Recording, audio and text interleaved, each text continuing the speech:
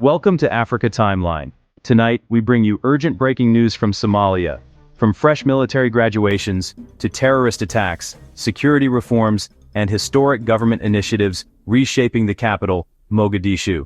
Stay with us as we unpack the top stories making headlines right now. The second Deputy Prime Minister of the federal government of Somalia, His Excellency Jibril Abdirashid Haji, today attended the graduation ceremony of a new batch of Somali National Army Commandos at the TURKSOM Military Training Academy in Mogadishu. The event was led by the Minister of Defense, His Excellency Ahmed Moalem Fiki, and brought together senior military officials, including the commander of the SNA Land Forces, Brigadier General Sahal Abdullahi Omar, as well as representatives from the Turkish training mission. This graduation marks another important milestone in Somalia's ongoing efforts to build a strong, professional, and unified national army capable of defending the country's sovereignty and territorial integrity. In his speech, Minister Fiki reaffirmed the government's firm commitment to training, modernizing, and equipping the Somali National Armed Forces, ensuring their readiness to eliminate terrorist groups and safeguard the nation's independence. Mogadishu. A car bomb attack hit a NISA-linked facility, Godka Jilikau, in Banadir this afternoon. Al-Shabaab militants used a vehicle disguised as a military truck to carry out the attack. Somali national television confirmed several attackers were shot dead, but fighting is still ongoing. Godka Jilikau, though not NISA's main headquarters, is a key site handling investigations and managing defectors. Former President Sheikh Ahmed condemned the attack, urging stronger cooperation between security forces and the public to prevent future attacks. No official casualty figures have been released yet, as authorities continue to secure the area. Somalia's President Hassan Sheikh Mohamud has reaffirmed a government directive banning pickup trucks mounted with heavy machine guns inside the capital. In his Friday address at the presidential mosque, the president declared that no one will be permitted to drive a vehicle carrying a heavy weapon within Mogadishu. He described such vehicles as a clear symbol of insecurity that weakens public trust, and said he has personally stopped using them himself. Hassan Sheikh emphasized that the decision is not aimed at any specific group, but rather to ensure safety and restore confidence among citizens. He noted that security in the capital has significantly improved, with no major incidents reported in recent weeks. The Council of Ministers has also reinforced the measure, banning heavy weapons in the city while allowing light arms under strict regulation. This move marks another step in the government's effort to make Mogadishu a safer and more peaceful city. Security forces are conducting a clearance operation at the Godka Jiliko facility in Mogadishu after Al-Shabaab militants launched a suicide attack on the National Intelligence and Security Agency (NISA) compound around 4:40 p.m. this afternoon. The attackers used a vehicle resembling that of security forces to breach the perimeter before being engaged by security personnel. Several of the terrorists were neutralized, and the situation is now under control, as forces carry out the final phase of the operation. Further updates will be provided as more information becomes available. The Prime Minister of the Federal Government of Somalia, Hamza Abdi Barre, today launched a major plan to reopen 52 roads in the capital that had been closed for the past 15 years due to security concerns.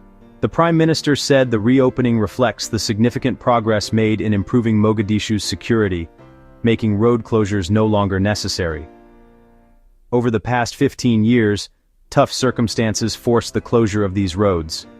The real solution, however, is not to close roads, but to defeat terrorism and eliminate the threat it poses, he said. Prime Minister Hamza noted that the Dankaran government has made great efforts to strengthen security in the capital by enforcing laws to prevent the possession of heavy weapons and other activities that could endanger public safety. He commended the security agencies, the Banadir Regional Administration, and the residents of Mogadishu for their cooperation, emphasizing that security is a shared responsibility requiring everyone's contribution. The Minister of Interior, Federal Affairs, and Reconciliation of the Federal Government of Somalia, H.E. Ali Yusuf Ali Hosh, today presented to the Upper House of the Federal Parliament of Somalia the first reading of the IDP Bill. The minister briefed members of the Upper House on the objectives and key provisions of the bill, emphasizing that it represents a significant step by the federal government and the federal member states toward addressing the challenges of internal displacement across the country.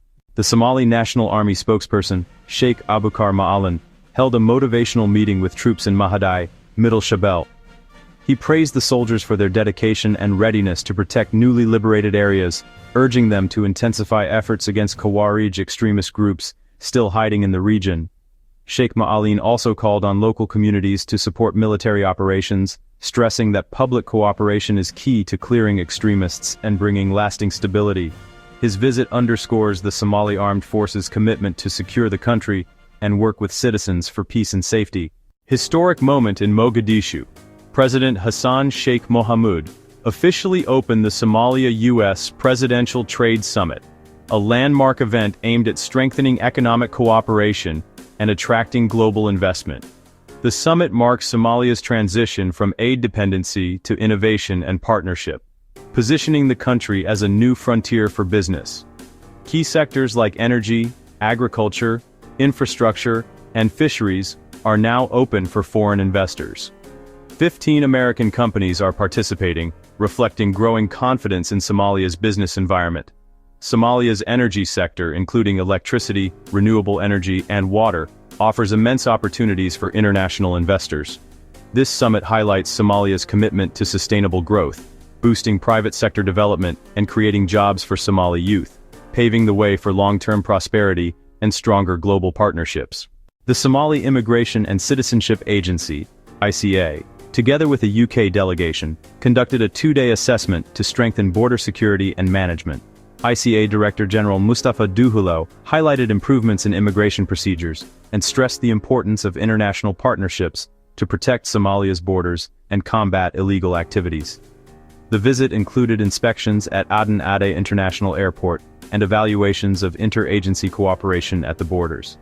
The UK delegation confirmed its commitment to supporting Somalia with training and modernizing immigration systems.